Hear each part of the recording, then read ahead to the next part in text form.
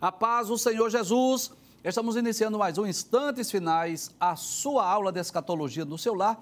E eu quero agradecer, em primeiro lugar, ao nosso bom Deus, pelo privilégio de estarmos aqui mais uma vez, para juntos estudarmos as profecias bíblicas e juntos crescermos na graça e no conhecimento de nosso Senhor e Salvador Jesus Cristo.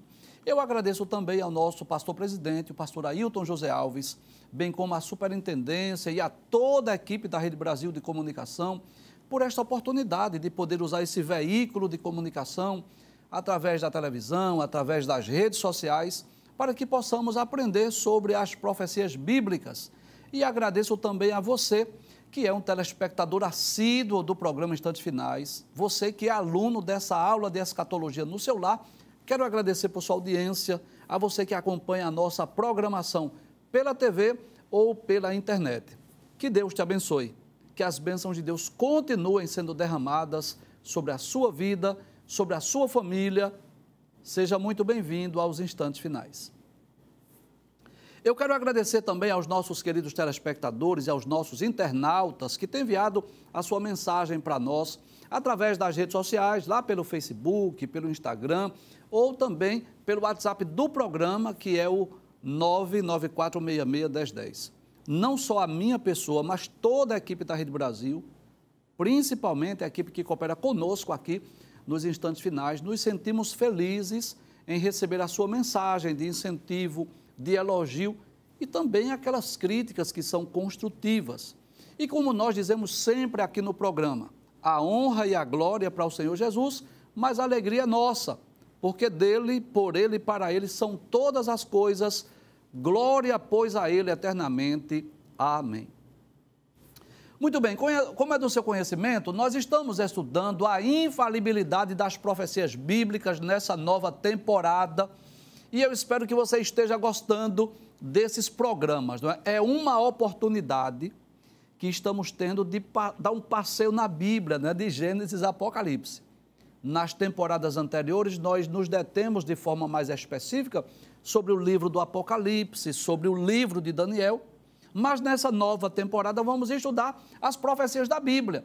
Então vamos dar um passeio, né, de Gênesis a Apocalipse. E eu gostaria de relembrar aquilo que nós já vimos, né? Nós já estudamos nos programas anteriores, já vimos aí o que é infalibilidade e como nós podemos provar, afirmar, sem medo de errar, que as profecias bíblicas são infalíveis. Nós já estudamos. Estudamos também, pode passar na tela por gentileza, para a gente recapitular, já estudamos sobre as profecias acerca da sentença da morte. Estudamos mais o quê? Estudamos, pode passar na tela, sobre aquela primeira promessa messiânica, lembra disso? A semente da mulher, já estudamos, capítulo 3 de Gênesis, pode passar. Estudamos as profecias sobre o dilúvio também, já estudamos as profecias sobre a descendência de Abraão, e estudamos também as profecias sobre José do Egito no último programa. Nosso desejo é que você esteja aprendendo, que você esteja crescendo na graça e no conhecimento de nosso Senhor e Salvador Jesus Cristo e você possa compreender, não é, o que a Bíblia diz, não é, o conteúdo profético das Sagradas Escrituras. Hoje nós vamos dar continuidade a esse tema, a infalibilidade das profecias bíblicas, mas vamos estudar algumas profecias na história de Moisés. Abre a tela, por gentileza. Muito bem. Deixa essa tela aí por alguns momentos. Esse é um dos momentos mais marcantes da história de Moisés, quando Deus fala com ele através de uma chama em sarça, quando ele estava lá no deserto de Midian e ele viu a sarça ardendo e Deus o chamou, Deus o comissionou para um grande trabalho, para um grande propósito. Inclusive, abre essa tela aqui, por gentileza, deixa eu falar aqui, por favor. Inclusive, eu gostaria de deixar bem claro que são várias profecias envolvidas lá na vida de Moisés, e eu quero deixar bem claro aqui que nós não estamos estudando necessariamente a história bíblica. Não é bom deixar isso bem claro. Nós estamos estudando as profecias. Então, nós vamos extrair dessa história de Moisés algumas profecias, algumas sentenças, algumas promessas que Deus fez na vida deste personagem e vamos estudá-las aqui no programa. Profecias essas que provam, né, que a Bíblia ela ela é infalível, que ela é inerrante. Esse é o nosso objetivo. Mas, claro, que para que tenhamos uma compreensão melhor ou mais detalhada dessas profecias, nós também, vez por outra, paramos, explicamos um pouco sobre aquele personagem ou sobre aquela história, até porque muitos dos nossos telespectadores são novos convertidos, talvez não tenham tido ainda a oportunidade de ter lido na Bíblia a história desses personagens e assim poderão ampliar o seu conhecimento ou conhecer o que a Bíblia diz acerca desses personagens. Pode passar a tela, por gentileza? Vamos iniciar falando um pouco sobre Moisés, né? Então, Moisés, juntamente com Abraão e Davi, são os três maiores personagens do Antigo Testamento, ou posso dizer, os três principais personagens, né? Nós já estudamos sobre Abraão, que foi aquele homem chamado por Deus para ser o líder, para ser o pai dos hebreus. Sobre Davi nós vamos estudar mais adiante em outros programas. E hoje vamos estudar sobre Moisés. Então, sem dúvida, o Antigo Testamento, os 39 livros do Antigo Testamento, registra aí dezenas, talvez até centenas de personagens e, dentre os muitos personagens mencionados lá no Antigo Testamento, esses três, eles merecem um destaque especial, a importância desses três homens para a humanidade de forma geral, né? Que são Abraão, Davi e Moisés. Volte a tela, por gentileza. Então, Moisés, na verdade, ele pertencia à tribo de Levi e era filho de Arão e de Joquebede, conforme Êxodo capítulo 6, versículo 20. Moisés foi aquele homem poderosamente usado por Deus, não só para libertar o povo hebreu do Egito, mas também para conduzir o povo hebreu, o povo de Israel, por 40 anos, até eles chegarem à terra de Canaã, a terra que Deus havia prometido dar a Abraão, Isaque e Jacó.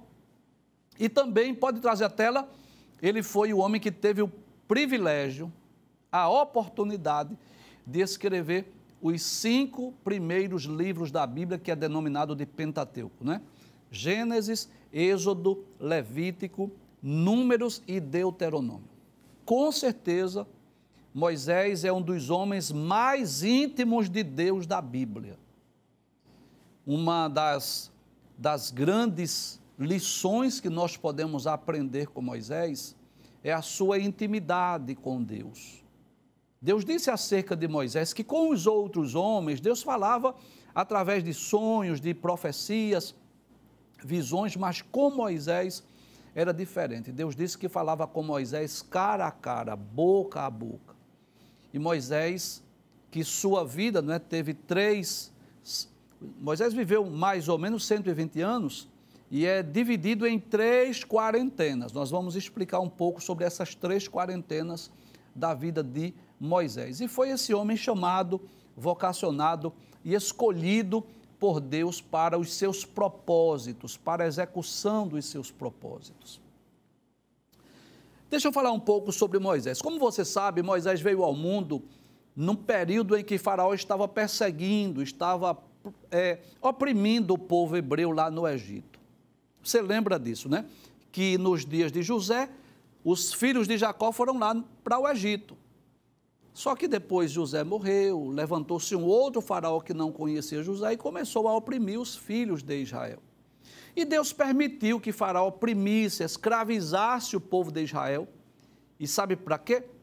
Para colocar no coração dos hebreus o desejo de irem para a terra de Canaã.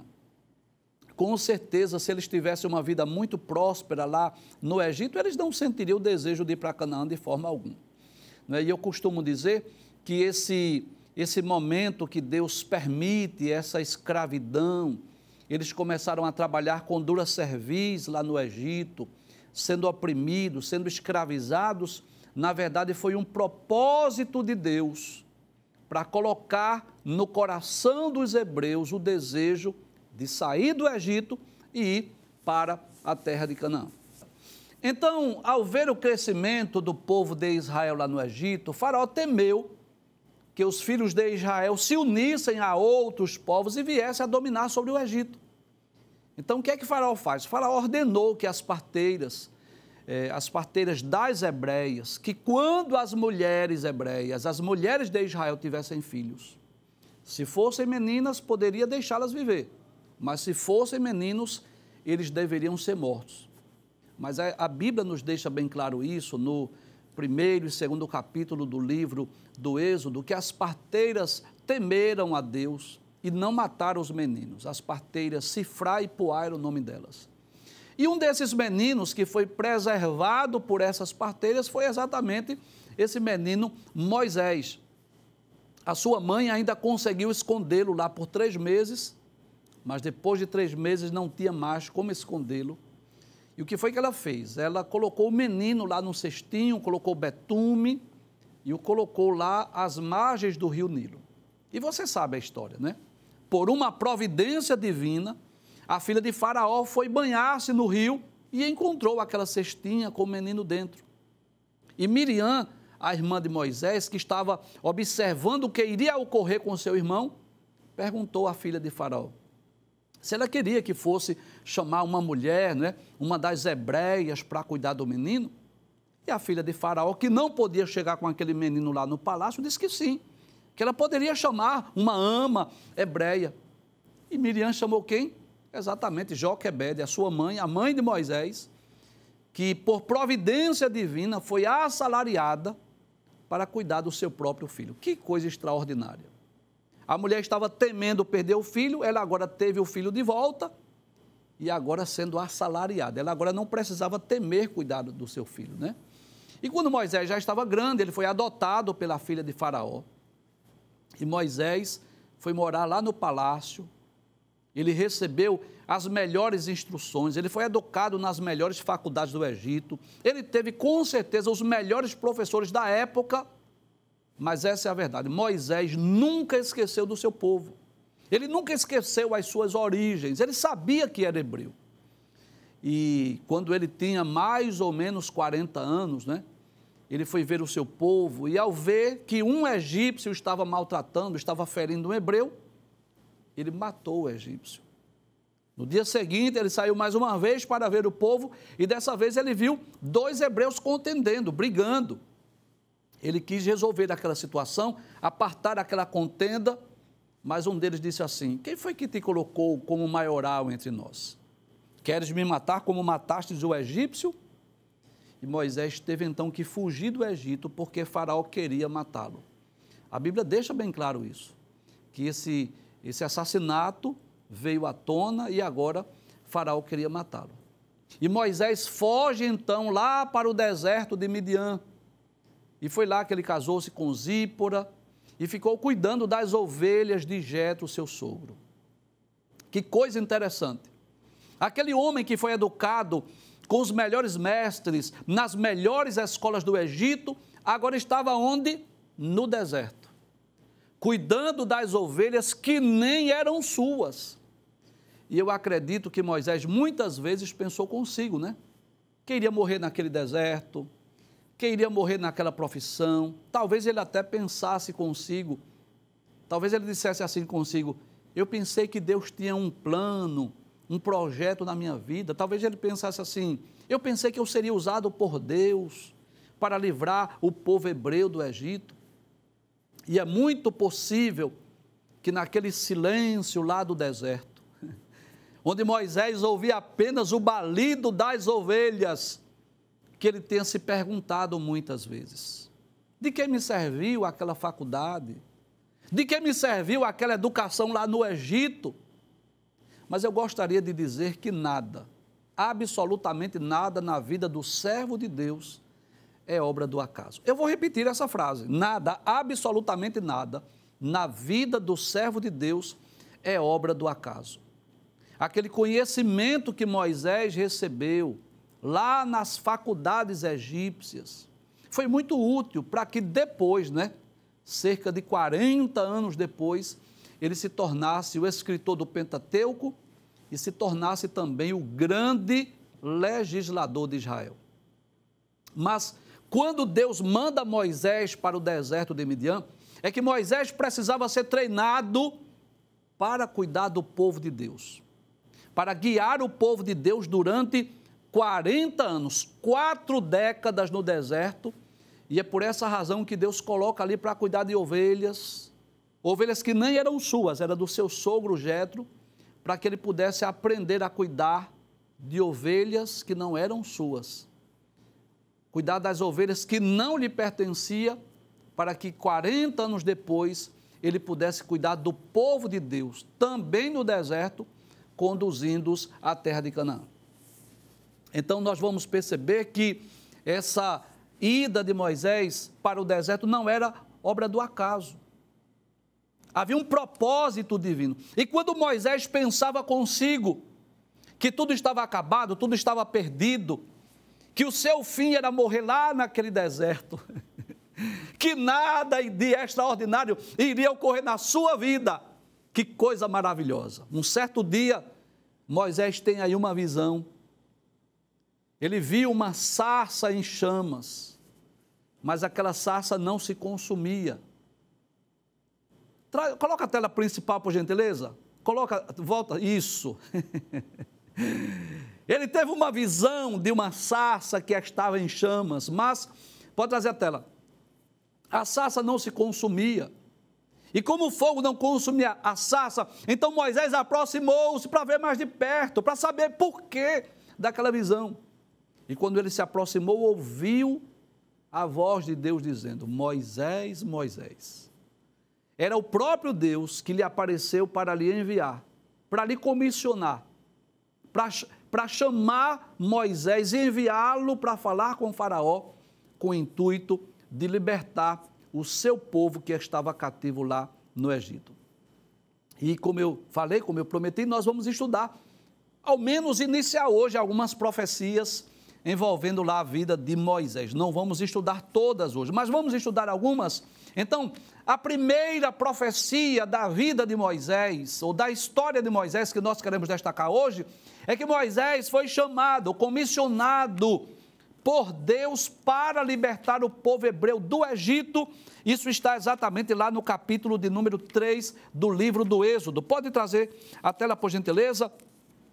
Capítulo 3 do livro do Êxodo.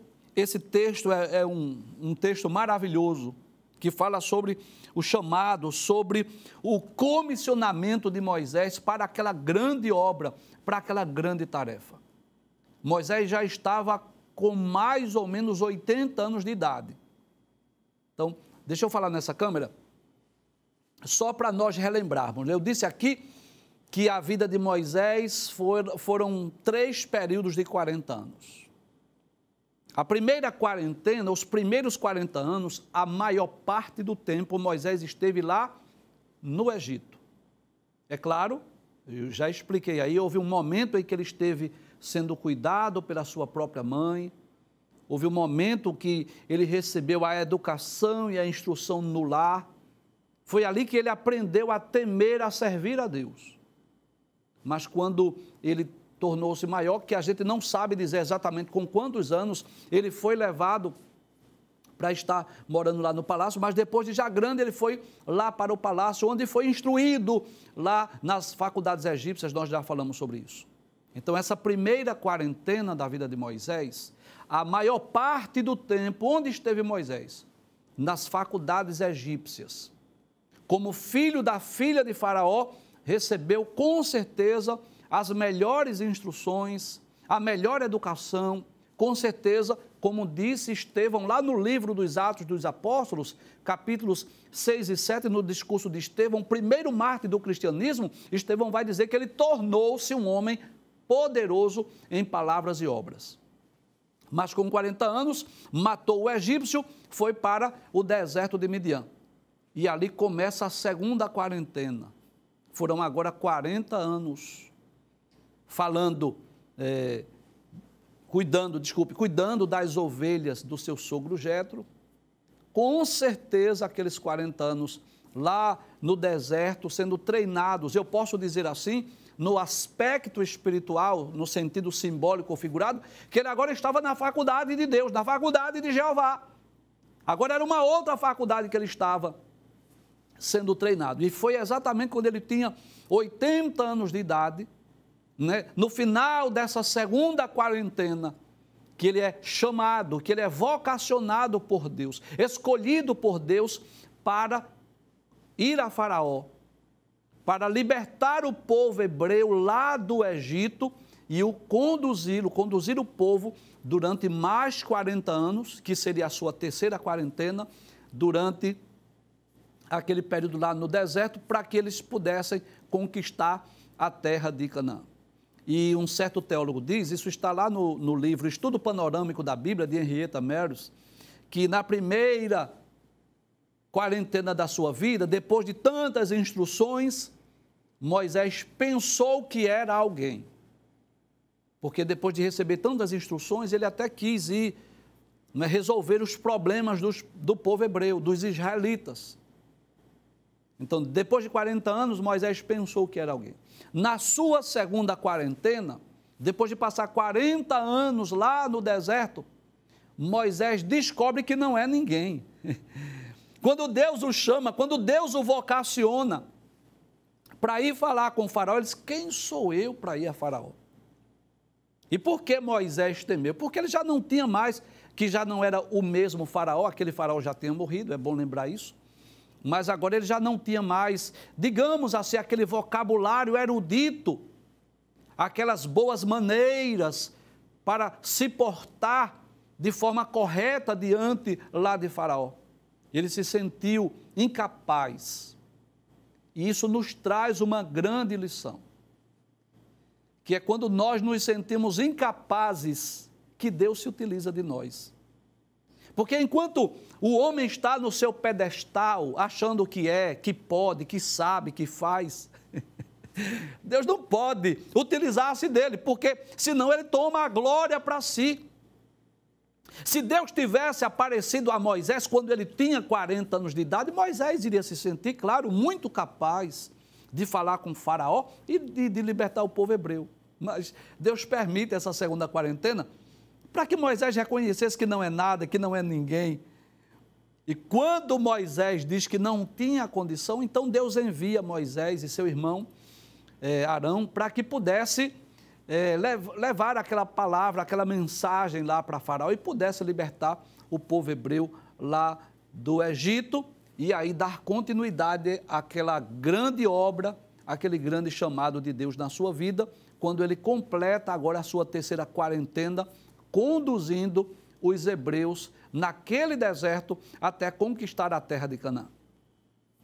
Vamos voltar ao texto mais uma vez? Capítulo de número 3, versículo 7. O que é que Deus diz a Moisés? Naquela ocasião que Deus aparece naquela sarça que estava em chamas. Aquela sarça que estava em chamas, mas não se consumia. Então Deus aparece e diz para ele, nós vamos ler a partir do versículo 7, porque o que nos interessa de forma mais específica são as profecias. E vamos falar sobre essa primeira profecia na história de Moisés, que Moisés seria este homem chamado, escolhido, capacitado por Deus para libertar o povo hebreu lá do Egito. Versículos 7 a 10 diz assim, e disse o Senhor, tenho visto atentamente a aflição do meu povo. Observe, Deus estava vendo, o povo de Deus estava sendo oprimido, estava sendo escravizado, estava trabalhando com dura cerviz. E com certeza, os hebreus, sabe como os hebreus se sentiam? Os hebreus se sentiam como que estivessem sendo esquecidos por Deus. Porque isso é um sentimento comum na vida dos servos de Deus, quando estão enfrentando lutas, provações, adversidades. Vem um sentimento como que de abandono, existem momentos de fragilidade que parece que Deus já não se importa conosco, parece que Deus já não nos vê, parece que Deus já não se interessa por nós. E era assim que os hebreus se sentiam, sendo escravizados, sendo oprimidos, trabalhando com dura cerviz. Eles se sentiam esquecidos e abandonados por Deus, mas Deus chama Moisés para dizer assim, olha, tenho visto atentamente a aflição do meu povo. É como se Deus dissesse assim, eu tenho observado, aqui dos altos céus, eu tenho observado o que é que o meu povo está sofrendo lá no Egito. Ele continua, a aflição do meu povo que está no Egito, e tenho ouvido o seu clamor por causa dos seus exatores, porque conhecia as suas dores. Que coisa interessante. O texto diz que Deus vê, que Deus ouve o clamor e que Deus conhece as suas dores. E nós podemos extrair para nós algumas lições aqui, que por maior que seja a luta, a provação que estejamos enfrentando, eu posso dizer sem medo de errar, que Deus vê, que Deus ouve o clamor e que Deus conhece as nossas dores. Glória a Deus. E no versículo 8, Deus diz assim: portanto, desci para livrá-lo. É como se Deus dissesse assim: depois de ver o sofrimento, depois de ouvir o clamor e conhecer as suas dores, chegou o tempo de Deus agir, de Deus tomar uma providência. Não é? É claro que passaram-se 4 longos séculos. Mas você lembra que nós, quando estudamos as profecias sobre Abraão, você lembra disso? Que Deus disse a Abraão: a 4ª geração tornará para cá, porque o cálice da medida dos amorreus ainda não está cheio, você lembra disso? Então Deus tem um tempo determinado. Deus permitiu aquela aflição com esse duplo objetivo. Primeiro, colocar no coração do povo o desejo de sair do Egito, mas também aguardando chegar o tempo do juízo lá para os cananeus, para o povo de Canaã, porque Deus é extremamente justo. Então é como se fosse preciso aqueles 4 séculos para que a medida da injustiça dos amorreus fosse cheia, para que Deus pudesse exercer juízo. Versículo 8, Deus diz: portanto desci para livrá-lo. Como que diz assim? Eu agora vou agir favoravelmente na vida do povo. Aí diz: livrá-lo da mão dos egípcios e para fazê-lo subir àquela terra. Lembra? A mesma terra que Deus havia prometido a Abraão, a Isaac e a Jacó, que é a terra de Canaã, onde os judeus vivem hoje. Que coisa interessante. Nós podemos comprovar a veracidade das profecias bíblicas, não só estudando a Bíblia, mas estudando a história, estudando a geografia e levando em conta até os eventos atuais. Eu posso confirmar isso. Deus estava prometendo e fazê-lo subir daquela terra, ou seja, do Egito, a uma terra boa e larga, a uma terra que emana leite e mel, ou seja, uma terra onde havia fartura de alimentos, onde havia abundância. Lembra disso? Que quando Moisés, ele enviou os 12 espias, lembra que eles trouxeram 2 homens para trazer uvas, o cacho de uva, você lembra disso? Então era dessa terra que Deus estava falando. Aí Deus diz: ao lugar do cananeu, e do eteu, e do amorreu, e do ferezeu, e do eveu, e do jebuseu. Ou seja, eram povos que habitavam em Canaã, que por conta das suas práticas pecaminosas, Deus iria puni-los, Deus iria castigá-los, Deus iria destruí-los, como destruiu as cidades de Sodoma e Gomorra, você sabe disso? E quando Deus destruísse aquele povo, a terra agora estaria deserta, vazia, e aí sim, Deus cumpriria a promessa, doando aquela terra ou dando a terra aos filhos de Israel. No versículo 9 diz assim: e agora eis que o clamor dos filhos de Israel chegou a mim, e também tenho visto a opressão com que os egípcios os oprimem. Vem agora, pois, e eu te enviarei a Faraó, para que tires o meu povo, os filhos de Israel, lá do Egito. Então nós vamos perceber aqui esse capítulo 3, essa ocasião que Deus aparece a Moisés, é o momento do chamado, do comissionamento. É bom nós lembrarmos isso. Deixa eu falar aqui nessa câmera. É bom que isto é uma sequência daquele grande propósito. Se você perceber, é como se nós estivéssemos montando aqui as peças de um quebra-cabeça. Então, por exemplo, Deus fez a primeira promessa messiânica, lembra disso? Gênesis capítulo 3, versículo 15? Muito bem. Aí depois Deus começa a dizer a Abraão, Isaac e Jacó, que através dessa semente ou dessa descendência, Deus iria abençoar todas as famílias da terra. E o que é que Deus estava dizendo a Abraão, Isaac e Jacó? Que a semente da mulher que foi prometida em Gênesis capítulo 3, versículo 15, viria através dessa semente. de Abraão, Isaque e Jacó. Então, nos dias de José, como nós já estudamos também, o povo de Israel, os descendentes de Abraão, Isaque e Jacó, foram lá para onde? Foram lá para o Egito, onde estiveram guardados, seguros, protegidos. Aquilo fazia parte de um plano de Deus, para impedir que os hebreus se misturassem com outros povos, com outras linhagens, para impedir que o povo fosse destruído, aquela família fosse destruída. Eles foram lá para a terra de Gósen, foram lá para o Egito por uma providência divina, enquanto o cálice da medida dos amorreus se enchia, para Deus destruir os jebuseus, os cananeus, os amorreus e dar aos hebreus a terra de Canaã. Então Moisés foi esse homem chamado, vocacionado e escolhido por Deus com várias missões. Primeira missão, falar com o faraó, porque ele não poderia libertar o povo lá do Egito se não falasse primeiro com o faraó. Segundo, foi um instrumento de Deus para a execução de grandes milagres, sinais que Deus deu a Moisés. A história nos mostra isso. A vara de Moisés que tornou-se em serpente, a mão de Moisés que ficou leprosa, as águas lá do rio Nilo que se tornaram em sangue. Depois Moisés foi um instrumento de Deus para quê? Para enviar as 10 pragas sobre o Egito. Depois Moisés foi o instrumento de Deus para quê? Para celebrar a Páscoa, para sair do Egito com os filhos de Israel e conduzi-los à terra de Canaã. Então veja que foi exatamente dessa família de Abraão, Isaque e Jacó, que essa família de Jacó, que foram lá para o Egito nos dias de José, mais ou menos 70 pessoas, então esse povo cresceu, esse povo se multiplicou, de forma que nos dias de Moisés haviam só homens de guerra, 600 mil homens. Então nós não podemos dizer ao certo a quantidade de hebreus, mas acredita-se que tenha entre 2 a 3 milhões de pessoas, porque se havia só homens de guerra, 600 mil, então haviam as mulheres, as crianças, os idosos que não iam para a guerra, então era uma multidão mais ou menos de 2 a 3 milhões.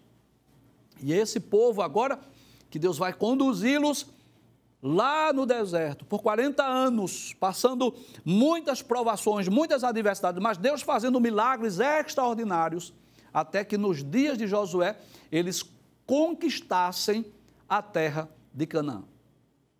Mas hoje vamos nos deter só essa profecia do chamado, da escolha de Moisés. Vamos lá ver o cumprimento desta profecia. Eu quero lembrar aqui, antes de eu estudar essa profecia, eu quero lembrar a vocês.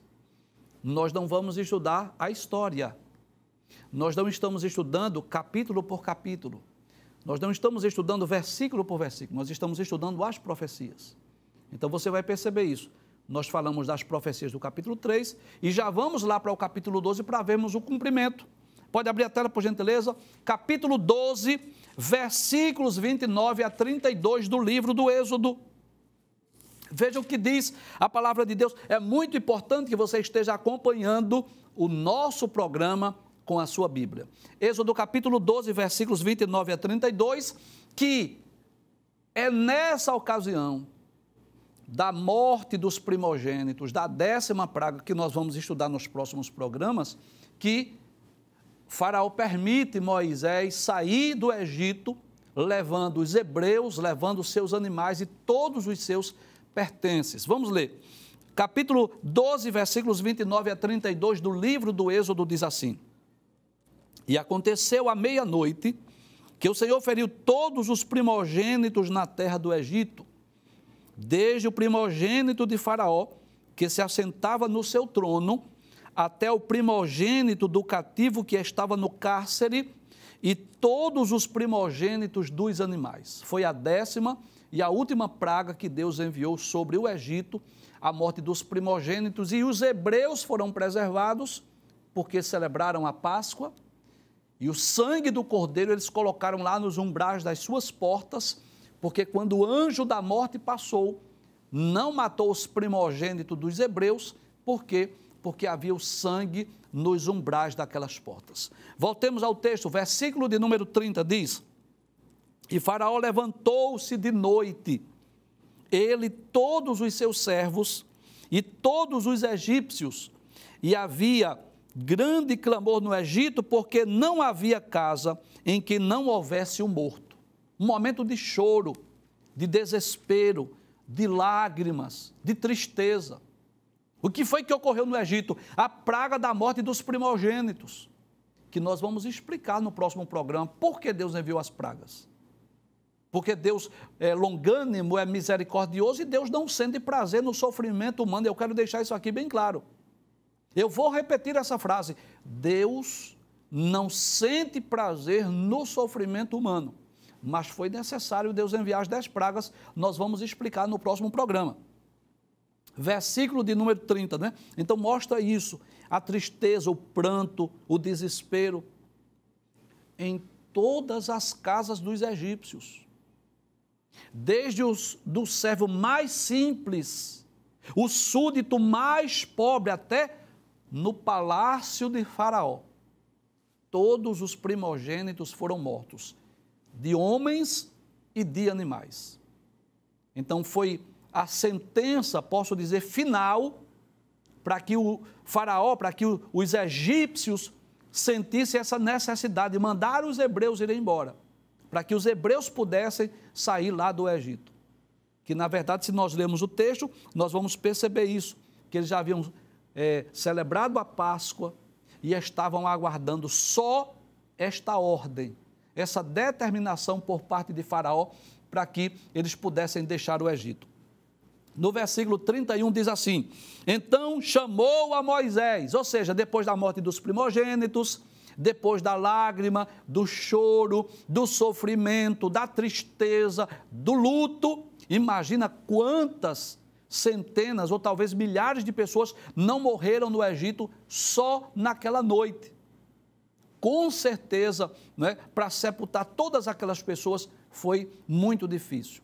Mas diz o texto: então chamou a Moisés e a Arão de noite e disse: levantai-vos, saí do meio do meu povo, tanto vós como os filhos de Israel, e ide, servi ao Senhor como tendes dito.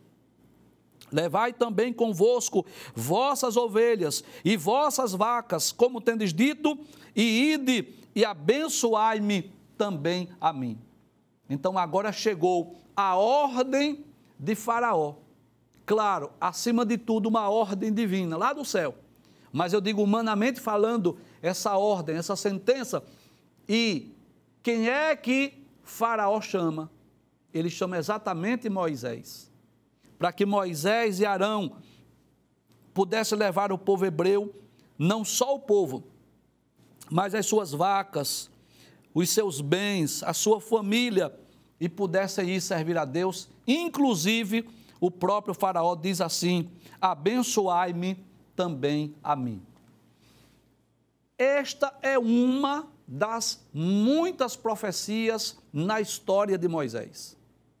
Aquele homem com 80 anos de idade, que estava cuidando das ovelhas de Jetro, e Deus chama, Deus o comissiona para que ele fosse libertar o povo de Israel lá do Egito, e com mão forte, através de Moisés, Deus tira o seu povo do Egito e o conduz à terra de Canaã. Nós vamos a um breve intervalo e voltamos dentro de instantes. Até já.